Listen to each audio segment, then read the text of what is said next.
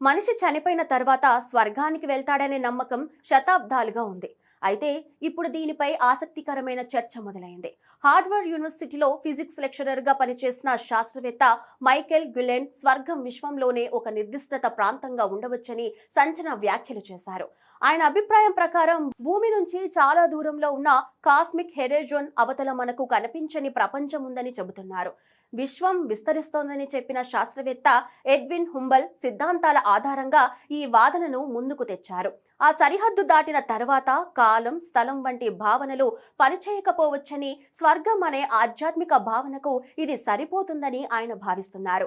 అయితే చాలా మంది శాస్త్రవేత్తలు మాత్రం ఇది విజ్ఞాన శాస్త్రం కంటే తత్వశాస్త్రానికి దగ్గరగా ఉన్న ఆలోచన అని అంటున్నారు. కాస్మిక్ హెరోజోన్ అనేది నిజమైన ప్రదేశం కాదు, మనం చూడగలిగే విశ్వాసానికి ఉన్న పరిమితి మాత్రమేనని విమర్శిస్తున్నారు. ఆయన శాస్త్రం, ఆధ్యాత్మిక మధ్య జరుగుతున్న ఈ చర్చ ప్రపంచవ్యాప్తంగా ఆసక్తిని రేపుతోంది. స్వర్గం నిజంగానే ఎక్కడైనా ఉందా, లేక మనం విశ్వాసాల్లోనే ఉందా అన్న ప్రశ్నకు సమాధానం మాత్రం ఇంకా మిస్టరీగానే మిగిలింది.